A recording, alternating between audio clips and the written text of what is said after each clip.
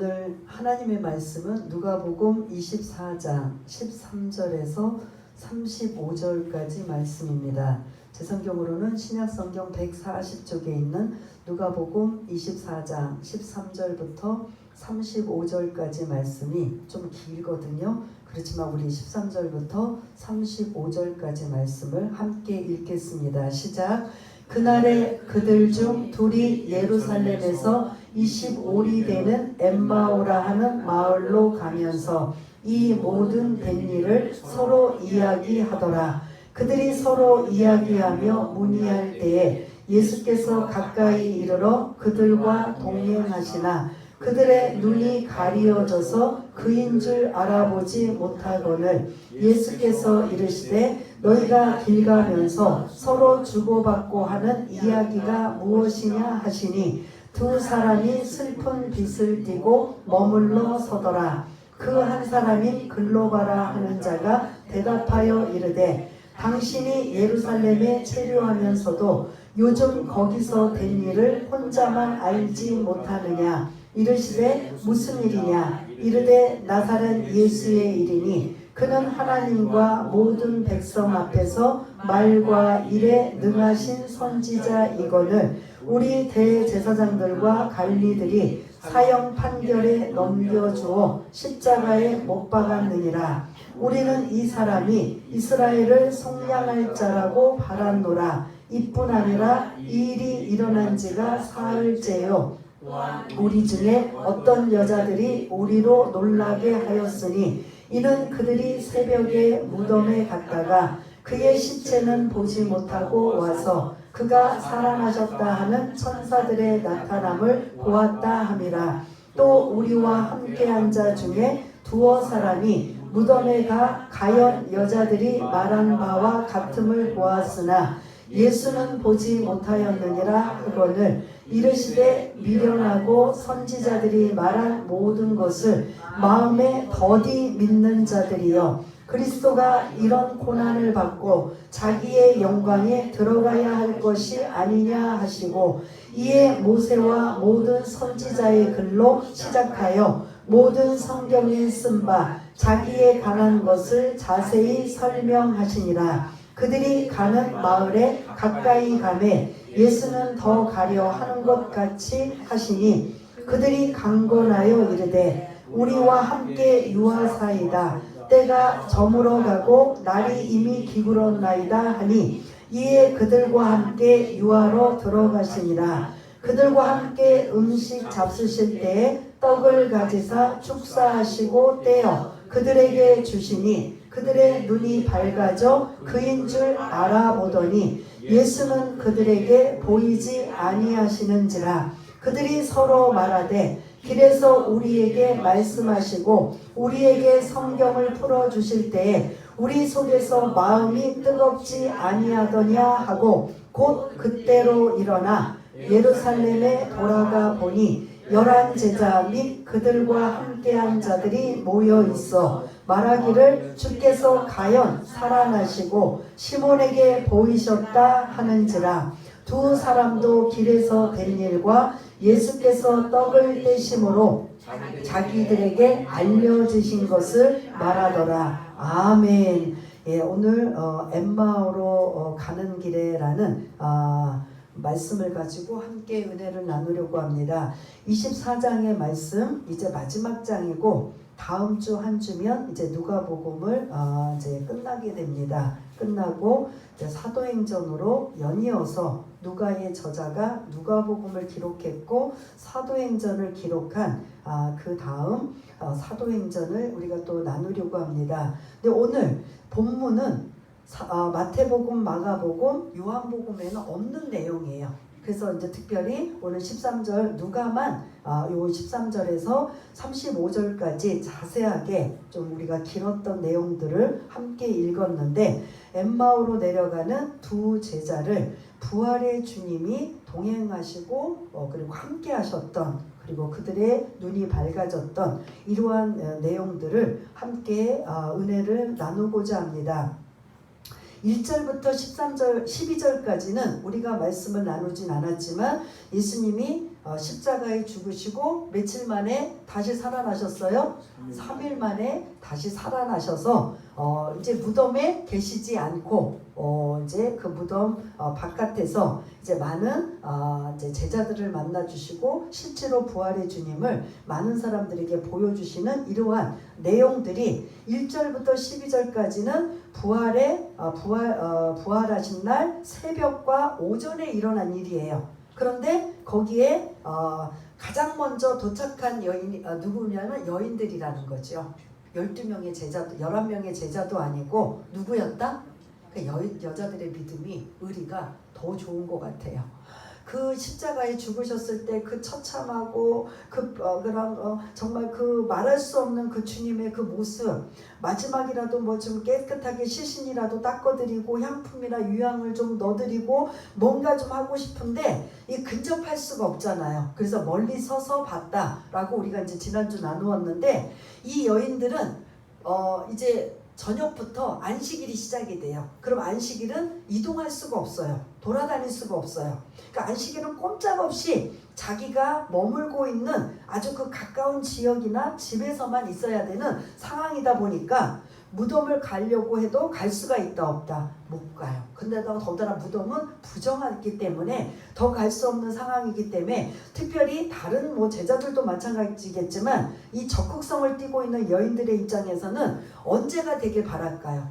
내가 무덤에 가기 위해서는 안식일이 지나기를. 그러니까 지나자마자 새벽같이 이 무덤을 가서 어떻게든 그 무덤 곁에 할 수만 있다면 유향이나 이런 그런 향품을 가지고 그 무덤에다 좀 넣어놓고 싶은 거예요. 그러면 이 여인은 예수님이 부활하신다라는 것을 염두에 두었나요? 안 두었나요?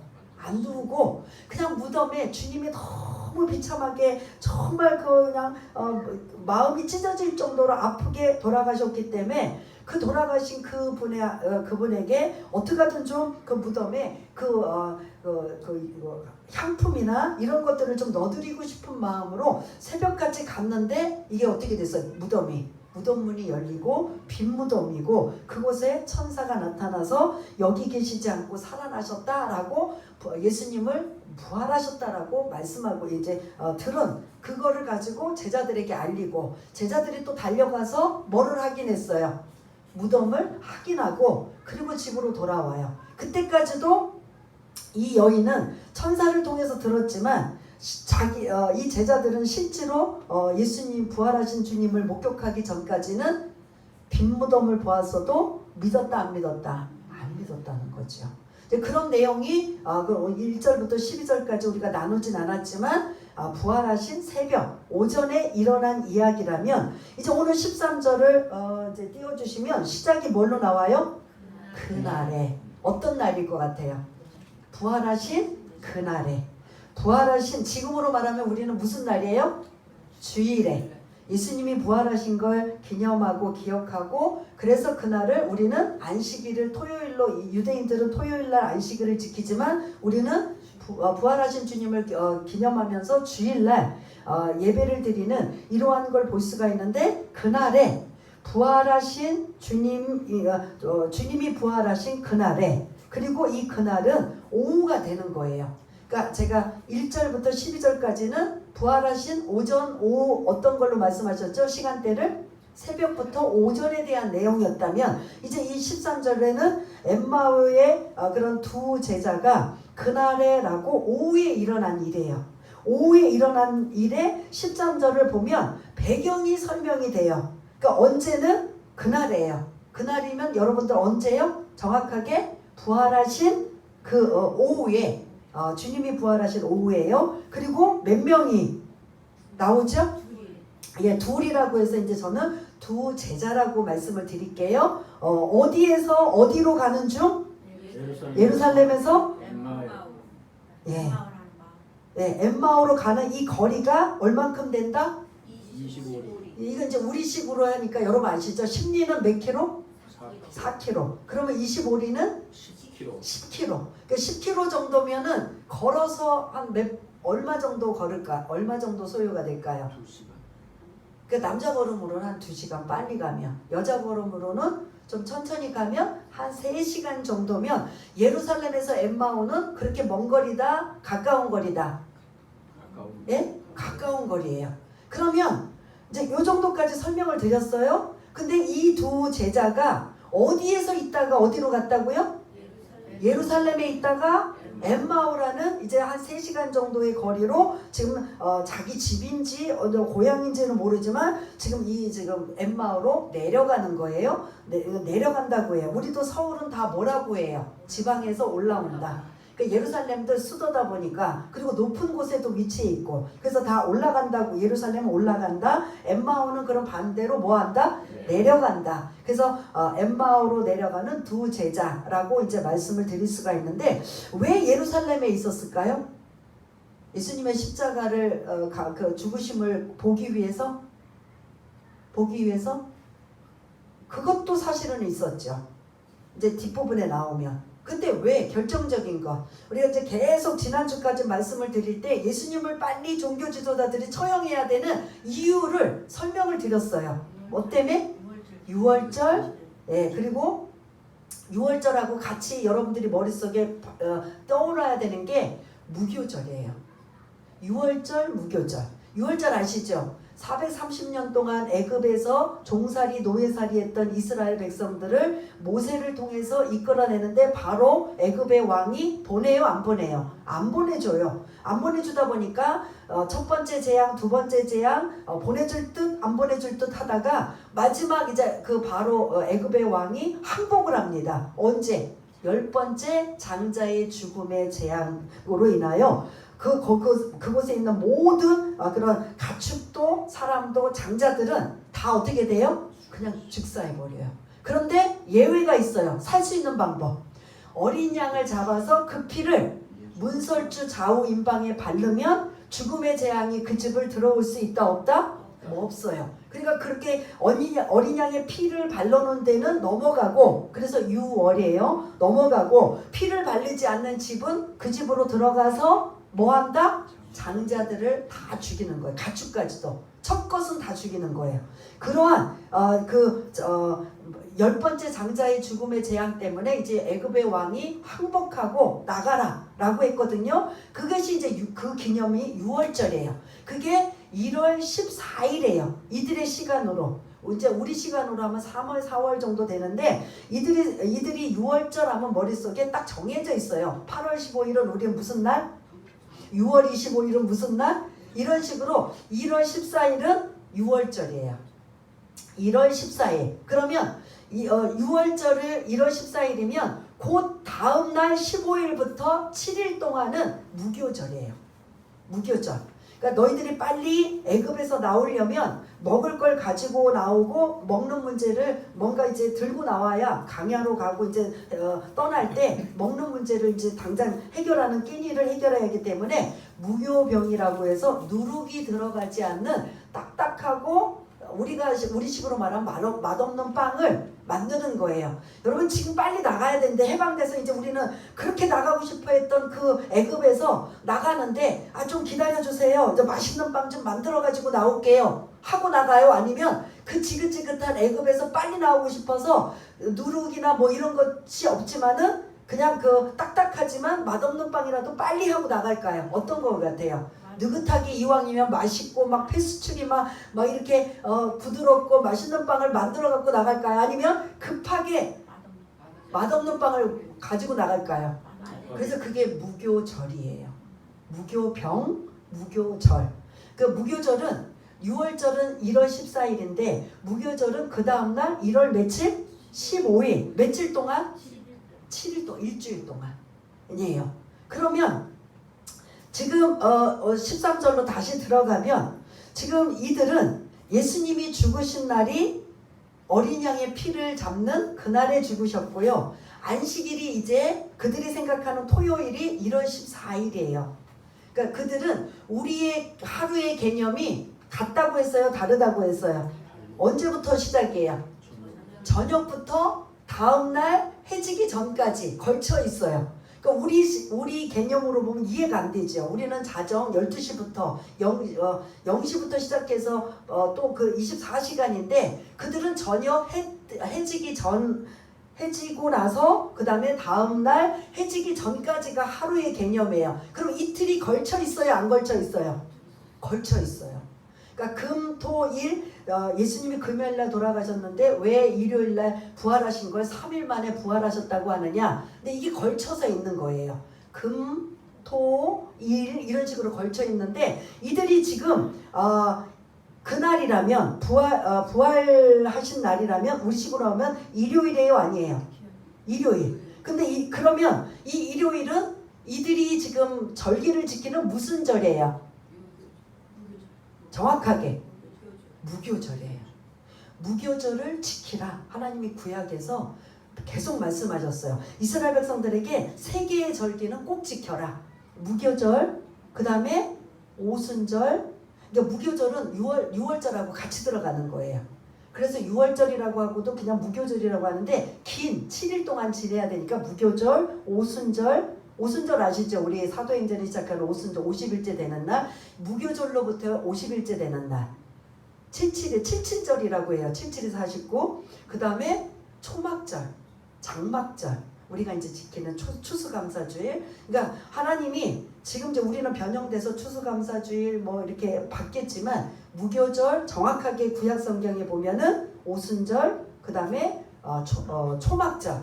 이 세 가지는 무조건 지키라예요. 그러면 이들은 모든 유대인들은 이 절기를 지키기 위해서 다 어디로 모여요? 예루살렘으로 모였는데 딱 이렇게 임박해서 막 시간이 막 그냥 막 달랑달랑해서 절기를 지키러 오는 게 아니라 이들은 이 절기를 지키러 오면서 그냥 올까요? 아니면 뭘 가지고 올까요? 예? 예수님이 십자가에서 죽으시고 이 모든 문제를 해결하기 전이기 때문에 이들은 뭘 가지고 올까요? 절기를 지키러 재물을 가지고 오고, 그 다음에 부정한 것들을 정결하게 위한 그런 단계가 있기 때문에 그때 모인 무리들이 너무나 많다 보니까 미리 넉넉히 오다 보니 이들이 이 6월절이라는 무교절이라는 명절을 지키기 위해서 최소한 넉넉히 오기는 한 달 전부터 올 수도 있고 열흘 전, 일주일 전은 최소한 와 있어야 되는 거예요. 그래야 그 많은 수도 없는 사람들을 정결하는 정결 예식도 하고 하나님께 제사도 드리고 제물도 드리고 하는 이러한 일을 한 번에 그 많은 사람들이 막 몰려왔을 때 그날 뭐 다 할 수 있어요, 없어요? 없으니까. 그리고 정결 예식도 할 수 없으니까 미리 넉넉히 여유롭게 오면 최소한 빠듯하게는 3일 전, 또 좀 넉넉하게는 7일이나 열흘 전, 이렇게 미리 그러면 6월절이라는 무교절이라는 명절에 미리 와 있다, 아니요, 안 와 있다? 와 있는 상황에 예수님이 어떤 사건이 일어난 거예요? 십자가 사건이 일어난 거예요. 그리고 그거 보고 많은 사람들이 충격을 받았을까요? 안 받았을까요? 특히 예수님을 옹호하고 예수님을 따르는 무리들은 받았지요. 그러나 어떤 아무 그냥 무저항으로 예수님은 무저항으로 죽으시고 그거에 지켜보고 있는 제자들의 입장에서는 어떤 것 같아요? 너무 절망적인 거지요. 근데 오늘 본문에 보니까 다시 본문으로 들어가서 이들이 지금 예루살렘에서 있어야 될 사람들이 왜 엠마오로 내려갔을까? 그러면 여러분들이 이제 이해가 좀 되시죠? 왜 예루살렘에 있어야 되는가? 무엇 때문에? 무교절이라는 지금 절기가 있는데 이 두 명의 제자들은 그거를 조금 그냥 첫날만 대충 지키고 그 다음에 자기 고향으로 지금 내려가고 있어요. 왜 그럴까요? 그렇죠. 속상 정도는 약해요. 강도가. 심하면 어떨까요? 절망, 충격, 어떻게 그 이상의 단어를 쓸 수가 있어요. 왜요? 왜 절망적이고 충격적이에요? 자기네들이 따르던, 그리고 자기네들이 기대하던 누가? 예수님이 죽으셨기 때문에. 자기네들은 그렇게 죽으실 거라고는 생각도 못했는데 죽으셨던 그 예수님을 생각하니 예루살렘에 더 있을 이유가, 만일 여러분들이 두 명의 제자로 좀 감정이입을 해보세요. 그러면 그 예수님이 그 돌아가셨던 그 모든 죽으셨던 그 광경을 다 지켜보고 6월절과 무교절이라는 이 절기를 지키고는 있지만 마음이 어떨 것 같아요? 예? 막 죽여라 막 그리고 종교 지도자들과 막 충동해서 이런 사람들은 뭐 아무 생각이 없겠지만 그래도 주님을 따랐던 제자들 여기 지금 이 두 명은 12명의 제자는 아니에요. 70인의 제자로 아마 들어갔을 거예요. 그리고 나중에 이제 120명이 모여서 이제 사도행전에 마가의 다락방에서 이제 기도했던 무리 중에 있을 거예요. 그래서 우리는 추측을 70명의 제자 중이라고 우리는 유추해 볼 수 있어요. 그러나 12명의 제자는 아니에요. 왜냐하면 12명의 제자는 명단이 나오기 때문에 글로바라는 이름도 없고 여기 또 등장하지 않는 이름도 없어서 12명의 제자는 아니에요. 그래서 우리는 70인의 제자 70명을 나중에 예수님이 전도로 파송한 적이 있었잖아요. 그때 그 70명의 제자의 무리일 거라고 이제 우리는 추측을 해보는데 아무튼 이들이 예수님을 따르고 예수님을 통해서 이제 많은 은혜를 받고 했던 이들이 그렇게 흠모하고 사랑하고 기대하고 꿈을 가지고 했던 이들이 예수님이 이 죽으셔도 그냥 죽으신 게 아니라 이건 막 죽으시는 과정도 다 어떤 용어를 써야 돼요? 충격적이잖아요. 얼마나 정말 말할 수 없는 어떻게 죽으셔도 저렇게까지 죽을 수 있을까 이렇게 충격이었는데 그들이 그렇게 죽고 나서 예수님이 죽으시고 나서 이제 유월절과 무교절을 지킬 때 마음이 어떤 마음? 아까 여러분들이 말씀하신 것처럼 제대로 이 절기를 지킬 만한 마음이에요? 아니에요? 도저히 못 있는 거죠. 은혜가 안 되는 거죠. 계속 예수님이 십자가에 죽으신 이 막 그런 것들은 막 자꾸 생각이 나고 그리고 마음은 절망하고 낙심하고 그러다 보니까 안 되겠다. 우리 그냥 어디로 가자? 엠마오로 가자. 이해가 되십니까? 그러니까 요 이제 13절 한 절에 모든 상황이 지금 다 담겨져 있어요. 그러니까 여러분들의 머릿속에 왜 예루살렘이었는가? 이제 이해가 되시죠? 왜 예루살렘에 있다가 엠마오로 지금 내려가고 있는가? 이러한 것들이 이제 다 말씀을 드리고 이제 그렇게 내려가는 한 3시간 정도의 남자니까 뭐 2시간이기도 하고 3시간 정도 되는 거리를 그들은 무슨 대화를 했을까요? 야, 오늘 가서 우리 뭐 먹을까? 우리나라처럼 뭘 어떻게 좀 잠자리를 좀 편하게 할까? 어떻게 좀 즐길까? 이런 생각하고 이들 내려갔을까요? 무슨 얘기들을 하고 내려갔을까요? 14절을 보면 이들이 지금 얘기를 하고 내려가는 거예요. 예수님 얘기죠. 어떤 얘기일까요? 예수님 얘기를 하죠. 네? 어떻게 이해가 안 돼. 우리는 절 이해가 안 돼. 아무리 생각해봐도 이해를 안 돼. 우리가 두 눈으로 그 예수님이 죽으신 걸 보았어도 이해가 안 돼. 어떻게 저럴 수가 있어? 어떻게 저렇게 힘없이 그냥 아무 말씀도 없으시고 저렇게 가실 수가 있고 저렇게 잔인하게 종교 지도자들이 저렇게 죽일 수가 있어. 뭐 별의별 얘기 다 하고 가는 중에 15절부터 누가 이제 동행하고 계신다? 부활하신 주님이 동행하셔서 야, 너희들 무슨 얘기해? 그래서 그들이 예루살렘에 있었던 얘기 모릅니까? 라고 해요. 근데 이들이 지금 예수님의 제자들이었는데 예수님이 지금 같이 가면서 질문을 던졌는데 예수님을 알아보았다? 못 알아보았다? 왜요? 어떻게 못 알아봤을까요? 예수님이 부활하시면 완전히 막 강체가 나고 다른 모습이었을까요? 저는 똑같다고 보거든요. 근데 왜 못 알아봤을까요? 지금 예수님이 질문을 던져요. 그런데 쳐다보면서 얘기를 해요. 아니 둘이 얘기했는데 누가 옆에서 꼈으니까 당연히 쳐다보는 거 아니에요? 그러면서 같이 이제 질문하니까 또 주거니 받거니 할 거 아니에요? 그러면 그분 누군지를 예수님 같은 우리 같았으면 예수님은 알았을까요? 몰랐을까요? 근데 왜 이들은 몰랐을까요? 예수님인지 모르고 그냥 모르는 사람으로 지금 이제 대화를 나눠요. 어떻게? 예수님이 뭐 완전 성형 수술해갖고 다른 모습으로 계셨나요? 나타나셨나요? 그거는 아닐 거예요. 부활하셨다고 해서 뭔가 그냥 뭐 놀랄 정도로 다른 모습일까요? 저는 아니라고 봐요. 이전의 모습 같다고 봐요. 그러니까 그 십자가의 처참한 몰골은 아니고 그 십자가 지시기 전에 정상적이었던 그 막 채찍으로 맞고 막 창으로 찔리고 못자국에 있는 그거보다는 그건 이제 나중에 도마에게도 보여주셔서 옷이 가려져 있어서 그거는 안 보이지만 그래도 일반적인 전에 예수님의 모습이실 거예요. 그런데 이 두 명의 엠마오로 가는 두 명의 제자는 옆에서 예수님이 동행하시면서 질문을 해도 알아봤다 못 알아봤다. 이게 이해가 안 돼요. 제가 이제 이 말씀 갖고 굉장히 한 주간 묵상을 좀 하고 있었는데 아무튼 이해가 안 돼요. 그래서 너희들 무슨 얘기, 당신네들 무슨 얘기 하시오? 라고 이제 예수님이 이제 질문을 던져요. 아니 지금 방향이 어디서 오는 거예요? 예루살렘에서 오시고 이분도 예루살렘 온다라는 걸 안 물어봐도 하나 알고 있는데 아니 지금 예루살렘에서 지금 오는 거 아니냐? 이 두 명의 제자들이 지금 이 예수님 앞에 질문을 던져요. 부활의 주님한테.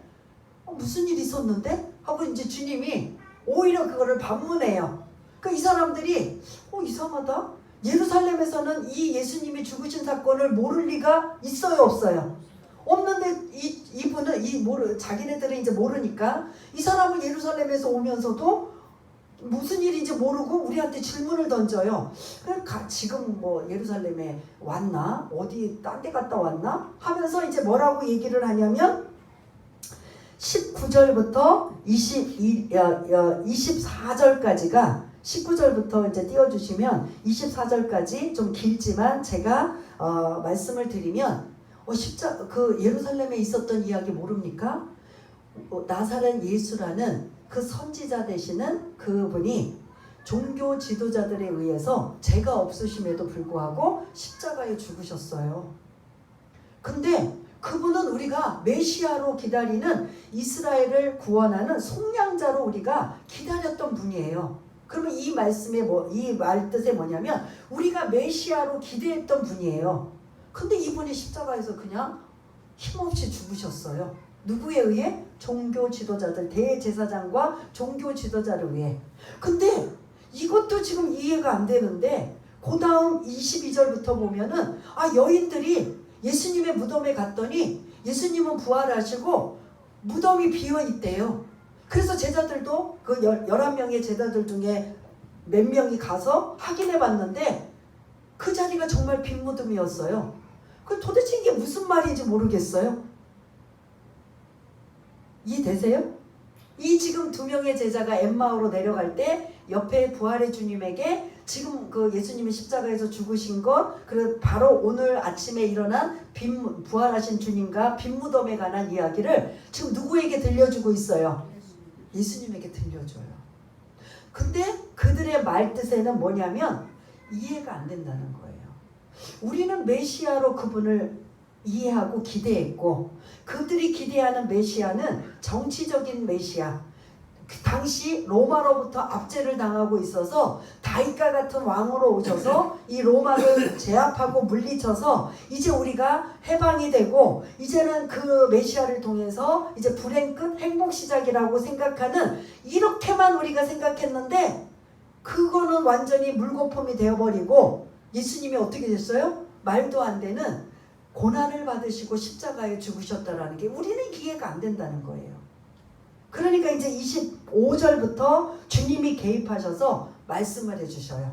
얘네들이 뭘 모르고 있구나. 우리 한번 25절 한번 읽어볼까요? 25절 26절 시작. 이르시되 미련하고 선지자들이 말한 모든 것을 마음에 더디 믿는 자들이여, 그리스도가 이런 고난을 받고 자기의 영광에 들어가야 할 것이 아니냐 하시고. 아멘.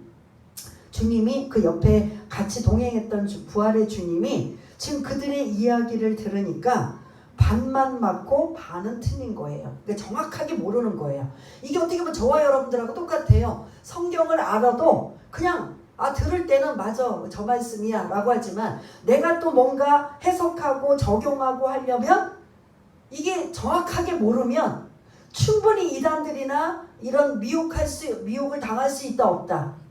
그 아담과 하와가 그렇게 된 거잖아요. 정령 죽으리라. 선악과를 먹으면 정령 죽으리라. 반드시 죽으리라. 그런데 죽을까 하노라는 죽을 수도 있고 안 죽을 수도 있는 거예요. 그러면 이 단어, 이 토시 하나 갖고 이게 순종할 수도 있고 안 할 수도 있고 죽을 수도 있고 안 죽을 수도 있는 이런 상황이기 때문에 이들이 생각하는 메시아의 개념은 이렇게 어떻게 보면 고난받는 메시아가 아니라 영광만 받는 영광만 가지고 오는 메시아만 기대하고 있었던 거예요. 그런 예수님이 십자가에 죽으심 이해돼요? 안 돼요?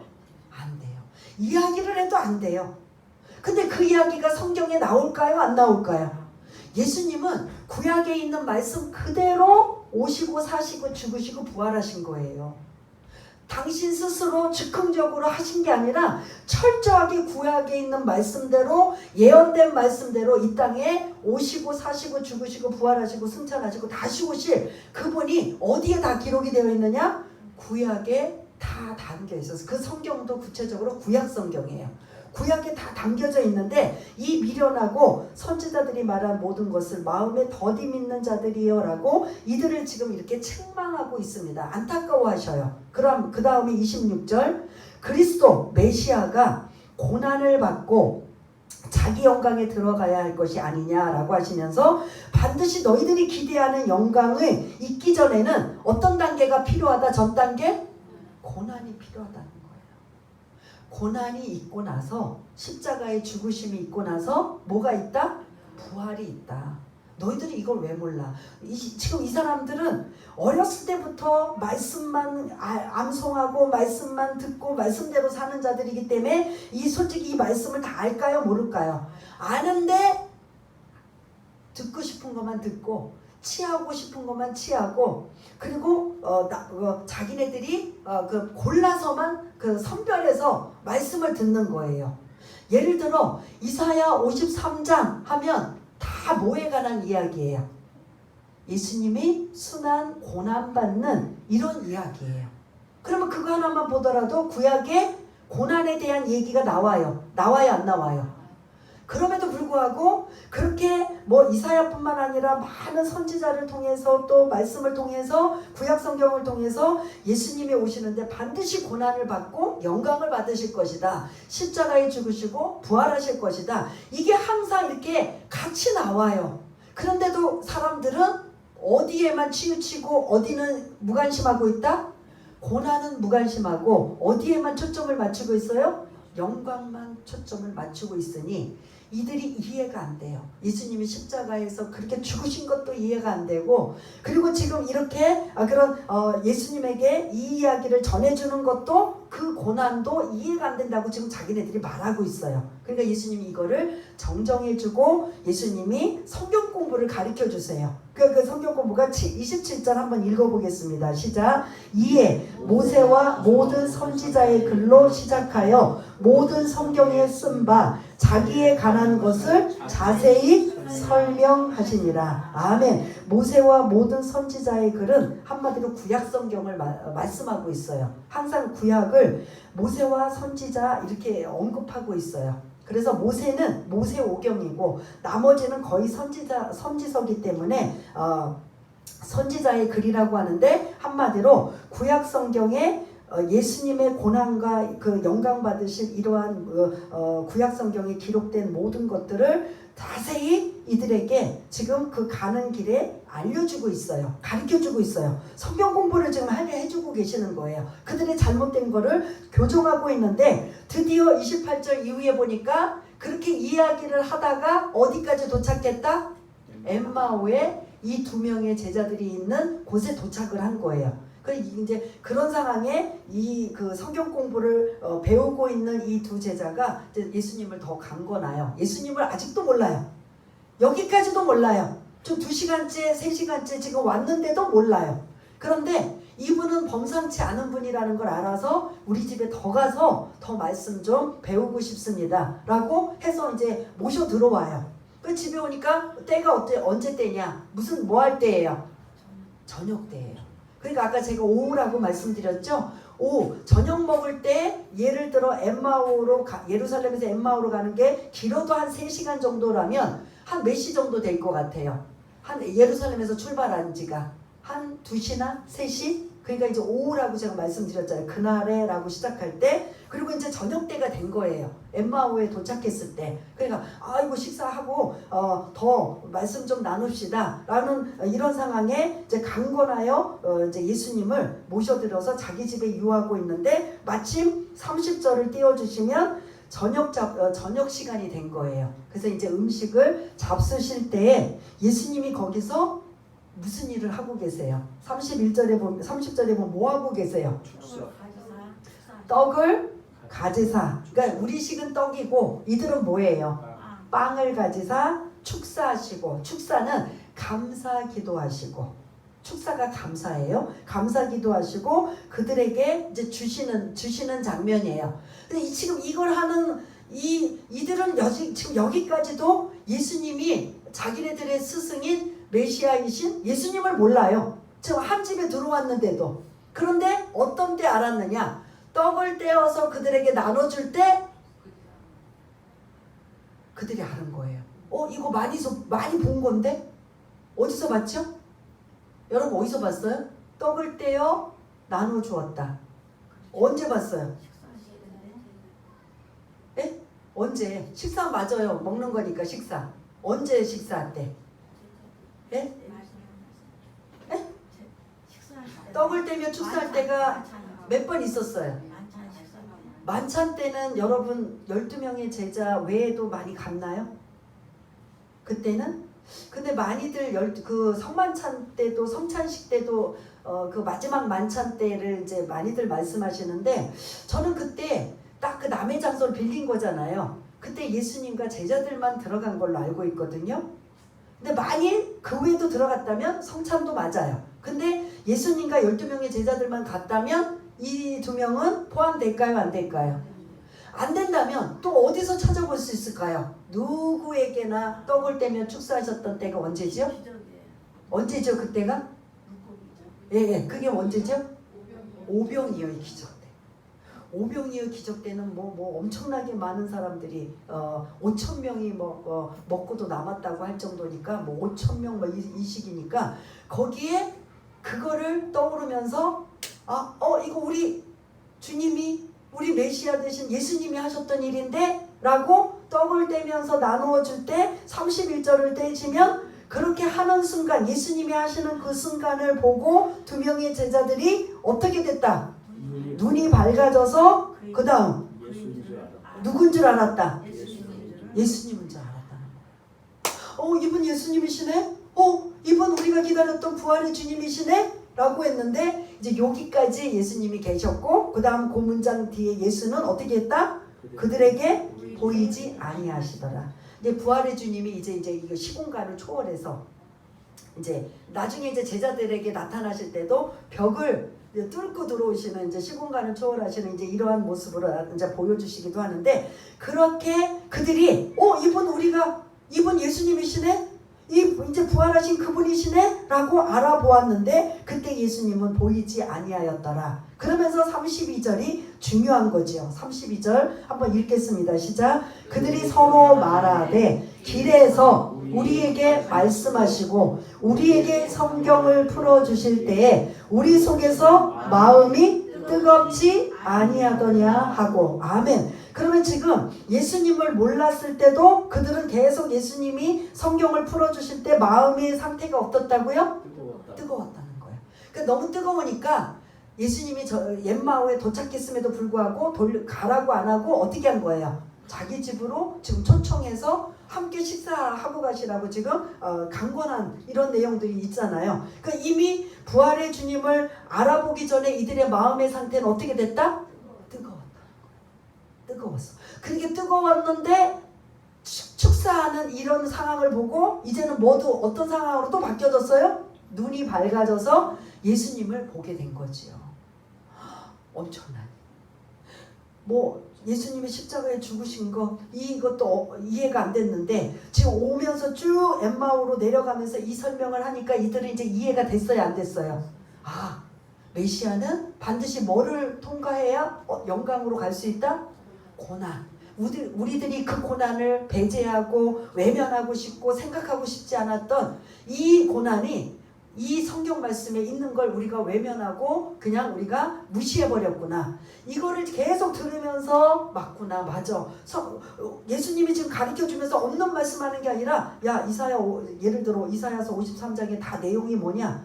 고난받는 종, 고난받는 메시아요. 그분이 어떻게 이 땅에 말도 안 되는 그 고난을 받으시는지 그렇게 다 나오죠. 그러면 또 몇 장에 뭐가 어디 있느냐? 그럼 거기도 고난받는 거예요. 하고 이렇게 지금 주거니 받거니 하면서 메시아는 반드시 뭐를 통과해야 돼요?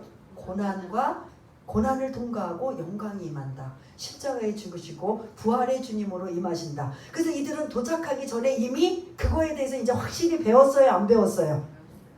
성경 공부를 통해서 2시간 동안 오면서 3시간 동안 오면서 들으면서 마음이 어떻게 돼요? 막 뜨거워진 거예요. 그래도 뜨거워는 졌지 부활의 주님을 지금 알아봤어요? 못 알아봤어요? 못 알아봤는데 집에서 축사하시는 내용을 보고 그분이 누구시다? 눈이 밝아져서 그분이 부활의 주님. 이분이 빈무덤에 지금 소문이 그 무덤에 비어있고 여인들이 그런 두 천사를 통해서 여기 계시지 않고 살아나셨다라고 알려준 이 모든 것이 사실이다 아니다? 사실인 걸 이 두 제자는 보았어요? 안 보았어요? 본 거예요. 그러면 낙심하고 절망하던 두 명의 제자들이 이제 다 틀렸어. 이제 다 끝났어. 이제 다 물거품이야. 우리가 그렇게 사모하고 우리가 쫓아다니고 우리가 기대했던 그 메시아는 이제 저렇게 힘없이 볼품없이 초라하게 죽으시고 뭐 부활하셨다는데 뭐 우리가 안 봤으니 뭐 믿을 수도 없는 일이고 이제 다 끝났어. 그 마음으로 어딜 간 거예요? 예? 엠마오로 내려간 거잖아요. 절망과 낙심과 이제 그 모든 꿈들은 다 사라지고 이제 다 아무것도 없는 상황에 이제 내려간 거예요. 근데 내려가다가 그 형편과 사정과 마음의 상태를 보신 느끼시고 깨달으신 부활의 주님이 이들에게 나타나신 거죠. 이들을 어떻게 하든 회복시켜 줘야 되겠다. 주님은 막 니네들 다 모여. 니네들 나를 거부하고 날 무시하고 막 조롱하고 죽이라고 하고 다 모여. 내가 어떻게 부활했는지 너희들 보여줄게. 아마 우리 같으면 그럴까요? 안 그럴까요? 막 속이 상하고 막 억울하고. 그런데 다 누구냐면 여인들에게 보여주시고 이 낙심하고 절망하고 있는 믿음 없는 두 명의 엠마오로 내려간 제자들에게 보여주시고 또 베드로나 나머지 제자들도 빈무덤을 보고 부활하셨다라는 걸 믿었다 못 믿었다. 그 믿음 없는 그들에게도 나타나셔서 다 보여주시고 나중에는 어디로 가요? 갈릴리 호수까지 가셔서 그들에게 다시 또 회복시켜 주시는 부활의 주님이 오늘 본문 다른 복음서에는 이게 중요하다고 생각하지 않아서 그런지는 모르지만 누가는 부활의 주님이 누구를 찾아오셨는가 이게 중요해요. 누구를? 낙심하고 절망하고 이제 다 끝났다라고 생각한 우리가 부푼 기대를 가지고 이분을 섬기며 이제 우리는 이제 이분만 있으면 된다라고 그렇게 희망과 부푼 꿈을 가지고 있었는데 이제 모든 것들이 물거품이 되고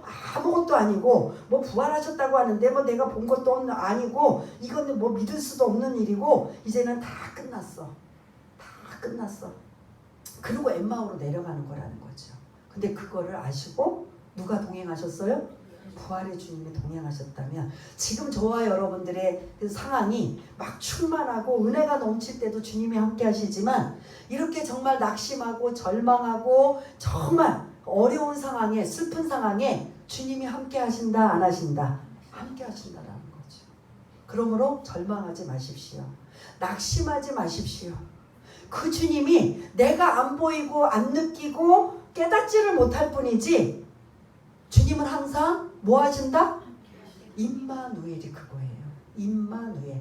저 믿음 좋은 누구에게만 함께 하시고 믿음 좋은 누구에게만 함께 하시고 나는 이제 대충이고 그냥 날탱이고 뭐 하니까 이런가 보다. 안 계신 나랑 함께 안 하시나 보다. 이건 내 기준이고 내 판단이고 주님은 하나님의 자녀라면 다 어떻게 하셔요? 우리와 함께 하심을 잊지 마시길 바라겠습니다. 왜 누가가 다른 복음서에는 나오지도 않는 이 엠마오로 내려가는 두 제자를 이렇게 13절부터 35절까지 장황하게 기록해 놨을까요? 이 사람들 믿음 좋아요? 안 좋아요? 안 좋아. 이제 완전 다 포기하고 내려가는 거거든요. 이제 다 끝났다라고 생각했거든요. 이제 아무것도 아니라고 생각했거든요. 지금까지 우리가 몇 년 동안 따라다니고 주님을 그렇게 섬겼던 일이 이게 도대체 이게 뭐야? 이해되세요? 네? 아무것도 아닌 거잖아요. 그리고 옆에 계셔도 모르잖아요. 지금 저와 여러분들이 옆에 지금 우리 예배를 함께 앉아 계셔도 저와 여러분 보여요? 안 보여요? 여러분 옆에 동행하셔도 보여요? 안 보여요? 그 오죽하면 제가 열려라 에바다 찬양을 불렀겠어요. 열려라 에바다. 주님은 우리와 함께 하신다고 분명히 성경에 약속했어요? 안 했어요? 믿음 좋은 사람, 뭐 부자에게, 뭐 많이 배운 사람, 뭐 이런 사람 특정인에게만 함께 한다고 했어요?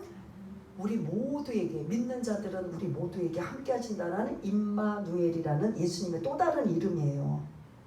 지금 저와 여러분들의 예배를 받으시고 함께 하시고 동행하시고 인도하심을 여러분 믿으시길 바라겠습니다. 그래서 엠마오로 내려가는 이 두 제자는 이제 다 끝났다라고 생각한 거예요. 지금까지 우리가 주님을 따르고 섬기고 그렇게 우리가 부푼 꿈을 안고 희망을 가지고 그런 그냥 선한 마음을 가졌는데 이제는 다 아무것도 아니야. 이제 완전히 다 까먹고 그 낙심과 절망과 이런 상황이 내려가고 있는 그들을 향해 주님은 불쌍히 여기시고 긍휼을 베풀어 주셔서 함께 하시면서 그들이 무엇이 문제인지 어떤 것을 알려줘야 될지, 근데 결국 고난이라는, 메시아는 반드시 고난을 당해야만 영광이 있다라는 것을 교정시키고 성경을 통해서 알려주시고, 그러면서 들을 때마다 어떻게 하느냐? 마음이 어떻게 한다?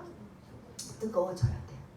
부족한 저가 여러분들에게 설교를 전할 때 잘못 전하지 않는 한은 여러분들의 마음도 어떻게 해야 된다? 뜨거워져야 돼요. 왜냐? 저는 말씀을 전하는 자로 하나님이 부름을 받아 쓰시잖아요. 그러면 부족하지만, 그래서 또 한 주간 묵상하고 또 와서 1시간 이상 기도하면서 여러분들한테 부족하지만 이 말씀을 전하지만, 이 말씀을 제가 그냥 만들어 주는 게 아니라 누구의 말씀으로 받아들이면, 하나님이 주시는 말씀으로 받아들이면 내 마음이 뭐가 돼야 돼요?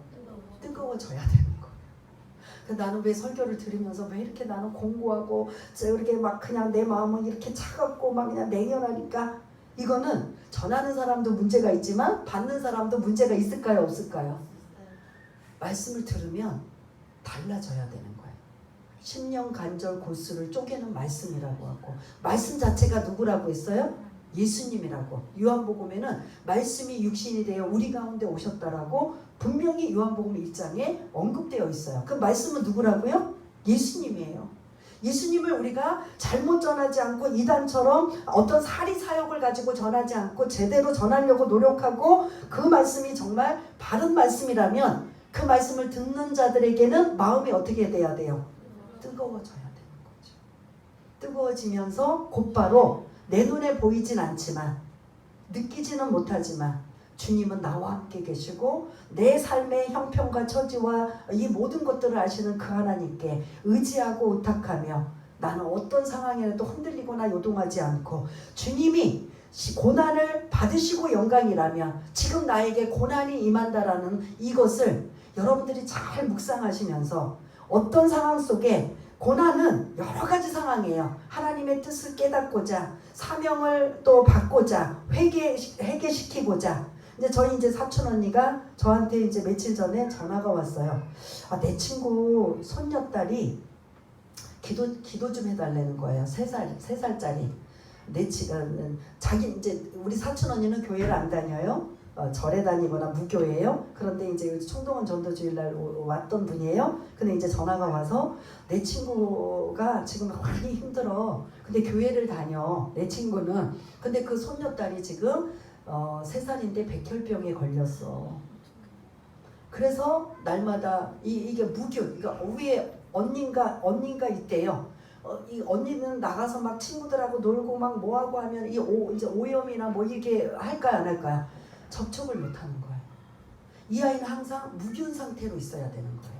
무균 상태로 주사를 맞고 하는 거예요. 그래서 내가 이제 들으면서, 그럼 이 아이는 가능성이 없대? 그랬더니 3년만 잘 치료하면 정상으로 올 수 있대요. 그러니까 희망은 있는데 그 3년이 그냥 이런 일반 암 환자 같으면 그 사람들도 이렇게 접촉하고 뭐 주사 맞고 이렇게 치료하면 되는데, 백혈병은 뭐 해야 되냐면 무균 상태가 되어야 된대요. 그렇지 않으면 그게 이제 접촉이 되고 뭔가 오염이 되면 상태가 더 나빠진대요. 그럼 가족끼리도 격리되고 누가 뭐 손님이 찾아오도 안 되고 항상 이 아이가 쓰는 이 항상 24시간 바운다리는 항상 무균 상태로 있어야 되니까 이게 보통 일이 아닌 거잖아요. 그리고 이게 어른도 아니고 3살짜리는 막 나가고 싶고 뭐 하고 싶지 않겠어요? 근데 그 아이가 이제 너무 이제 그런 아이를 둔 이제 우리 사촌 언니 시어머니 친구는 그 아이를 생각하니까 너무 이제 그 집에는 비상이 뭐예요? 그 집 비상 그 아이가 빨리 건강하게 3년이 건강하게 잘 있다가 회복되는 게 문제니까 저한테 전화를 딱 줘서 야 너도 너한테 좀 나는 예수를 안 믿지만 너한테 기도를 부탁할게 좀 기도 좀 해줘 할 수 있지? 그러길래 당연하지 라고 했는데 들으면서 어떤 생각이 드냐면 이 문제는 어떤 문제일 것 같아요? 여러분들이 생각하기에 예? 이 아이의 문제는 어떤 문제일 것 같아요?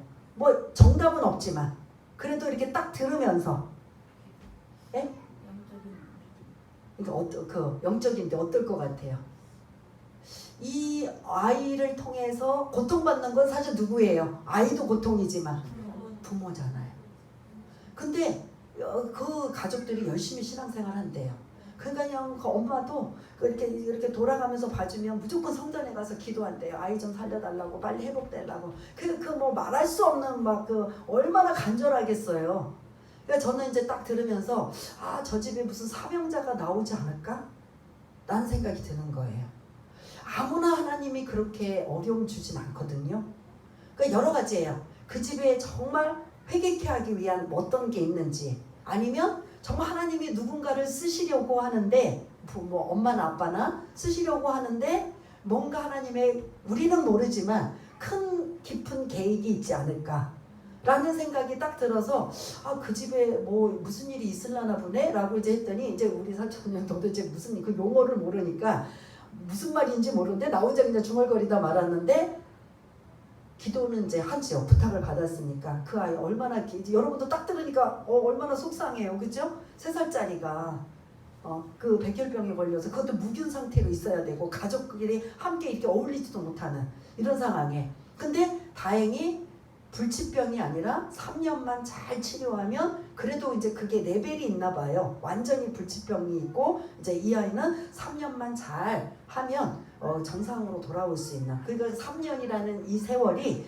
그들에게는 엄청 길 수밖에 없는 거죠. 근데 이제 들으면서 함께 기도하면서 분명히 그 집안에 하나님이 무슨 계획이 있으신 것 같으네. 근데 이제 이분은 이제 사촌언니 전혀 모르니까 모르는 거예요. 우리는. 그러니까 고난 얘기하다가 나왔는데 고난의 종류는 다양해요. 더 하나님이 우리를 사랑하셔서 좀 교제하고 싶고 더 함께하고 싶은데 우리는 관심이 없어요. 하나님 앞에. 내가 지금 등 따시고 배부르면 하나님 앞에 그렇게 관심 있어요? 없어요? 그냥 복 주셨구나. 그냥 하나님의 은혜구나. 그러니까 그 하나님께 더 가까이 가고 더 교제하고 싶을까요? 안 할까요? 우리의 본성은 그게 안 돼요. 뭐 할 때 나와요? 고난당하고 힘들고 죽을 만큼 고통스럽고 발등에 불 떨어졌을 때 그때 한 번 더 찾고 더 간절해지고 더 매달리는 거예요. 그러니까 여러 가지 다양해요. 그렇게 하나님과 교제하고 싶던가 그를 통해서 사명자로 만드시던가 여러 유형이지만 반드시 고난은 사도 바울이 나중에 뭐라고 말해요? 고난은 유익이다. 근데 고난 당할 때는 유익이에요? 아니에요? 아유 피하고 싶죠. 피하고 싶죠. 저도 마찬가지고 다 피하고 싶죠. 그러나 시간이 되어서 그 과정을 다 겪어보고 다 지나고 보니까 결론적으로 사도 바울처럼 고난은 뭐다? 유익이다 라고 나오는 거죠. 예수님이 부활의 영광을 있으려면 반드시 십자가에 그 처절한 고난이 있어야 된다. 근데 사람들은 이 유대인들도 그렇고 지금 저와 여러분들도 여러분 이 고난을 어느 정도 겪으시면 이런 엄청난 영광이 있을 겁니다 라면 그 고난 죽을 만큼 힘든 고난 아까 그 아이처럼 3년 동안 그 가족이 완전히 정말 힘들 터인데 그 고난 겪은 다음에 영광을 사모하시겠어요? 선택하시겠어요? 만약에 그렇다면 여러분 같으면 예? 할 수도 있어요? 예? 3년이니까 좀 할 수도 있다는데 예를 들어 한 10년이라면 예? 엄청난 감당할 수 없는 상상할 수 없는 고난이 여러분들한테 있는데 그 고난을 잘 통과하면 엄청난 또한 그런 영광이 따를 것이다 라면 주님 저 하겠습니다. 손 한번 들어보세요. 있어요? 주님은 우리의 잘못된 편견, 잘못된 생각 그리고 일단 싫잖아요. 고난 싫잖아요. 아우 절레절레 하잖아요. 그것을 지금 주님이 바로 잡으면서 이 엠마오에 내려가는 두 제자뿐만 아니라 우리들에게도 주시는 말씀이라는 걸 잊지 마시고 또 하나는 그런 우리가 실망하고 절망하고 믿음이 없고 편파적인 성경을 아는 지식을 가지고 있지만 그럼에도 불구하고 부활의 주님은 이들에게 뭐 하셨다? 함께 하신 것처럼 우리에게도 함께 하시기 때문에 여러분 절망적이거나 때로는 힘들고 외롭고 어려운 상황이라도 누구를 떠올리셔야 돼요? 주님이 나와 함께 하심을 떠올리시고 그분께 의지하고 의탁하고 그분을 통해서 힘을 얻는 마음이 뜨거지고 눈이 밝아져서 그 부활의 주님을 항상 의지하고 의탁하려면 누구의 SOS를 받으라고요? 성령님의 SOS를 받으시길 바라겠습니다. 지금 이 당시는 이제 부활의 주님을 만나는 상황이니까 이 끝나고 나면 우리는 지금 시대에 우리는 누구를 통해서 조명하고 깨닫고 알게 하는 거죠? 성령님을 통해서. 성령님을 통해서. 그래서 여러분들이 항상 고난을 당하고 어려움을 당하고 뭐 당연히 좋을 때야 뭐 더 당연하겠지만 힘들고 어려울 때 성령님께 자꾸 도움을 요청하세요. 성령님 도와주세요. 성령님 함께 해주세요. 성령님 위로해주세요. 성령님 이 문제를 해결해주세요. 성령님 길을 열어주세요. 성령님 해답 좀 열어주세요. 성령님 방향 좀 열어주세요. 누구에게? 성령님께 도움을 요청하는 저와 여러분 되셔서 마음이 뜨거워져서 그래서 그들은 이제 33절 말씀을 못 드렸지만 예루살렘으로 방향을 그 밤중에 어디를 향해요? 내가 여기 있을 곳이 아니야. 내가 집에서 자포자기하고 낙심하고 절망하고 한탄할 때가 아니야. 다시 어디로 모여? 예루살렘에 모여 제자들과 함께 모여서 그곳에서 절기를 제대로 지키고 그리고 거기서 어떻게 연결이 되냐면 부활의 주님을 만나게 되고 또 사명을 받게 되고 엄청난 일들이 사도행전으로 이어져가는 놀라운 역사가 일어나게 되는 이러한 말씀들이 오늘 말씀인 걸 여러분들이 기억하시면서 임마누엘 하나님 잊지 마시기를 바라겠습니다. 우리 한번 다시 한번 이 말씀을 기억하면서 한번 기도하는 시간을 갖겠습니다. 우리 잠시 시간은 좀 많이 갔지만 잠시 결심과 또 각오와 다짐을 가지고 한번 기도하는 시간을 갖겠습니다.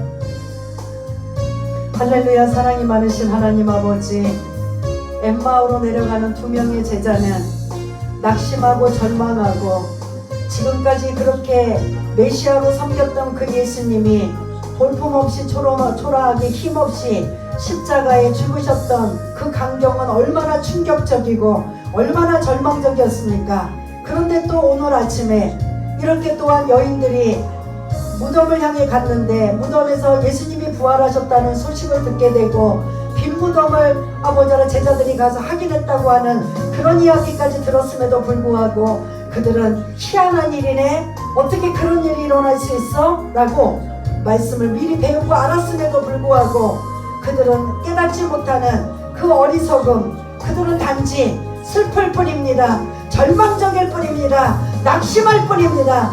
그러한 그들에게 주님이 찾아오셔서 그들에게 말씀을 제대로 가르쳐 주시고 그 다음에 고난과 영광은 반드시 고난이 있은 다음에 영광이 있다라고 자세히 성경을 풀어주시면서 그렇게 할 때 그들의 마음이 뜨거워지고 눈이 밝아져서 이제 다시 엠마오로 내려왔던 그 걸음이 다시 예루살렘을 향해 돌아가는 이러한 엠마오의 두 명의 제자였다면 이제 우리도 지금 절망적이고 낙심적이고 아버지와 불가능한 상황이라면 다시 한번 임마누엘의 하나님, 그 하나님을 붙잡고 의지하고 의탁하며 성령님의 도우심으로 날마다 믿음 가지고 승리하는 귀하고 복된 자들 다 될 수 있도록 주님 도와주시옵소서.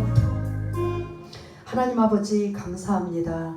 오늘 이 엠마오로 내려가는 두 명의 제자가 나는 아닌지 우리는 아닌지 다시 한번 점검해보고 다시 그 주님을 붙잡고 의지하며 우리에게 큰 선물, 성령님이라는 선물을 주셨기 때문에 그 성령님을 의지하며 다시 힘을 얻어 다시 우리가 원래 뜨거웠던 열정적이고 가장 나의 그런 지금까지의 신앙생활 중에 가장 열심이었던 그 자리로 회복이 되어 첫사랑이 회복되어 오직 예수만 드러내며 나타나는 귀하고 복된 자들 다 될 수 있도록 주님 도와주옵소서. 모든 것 감사드리오며 사랑이 많으신 예수님 이름으로 기도드리옵나이다. 아멘.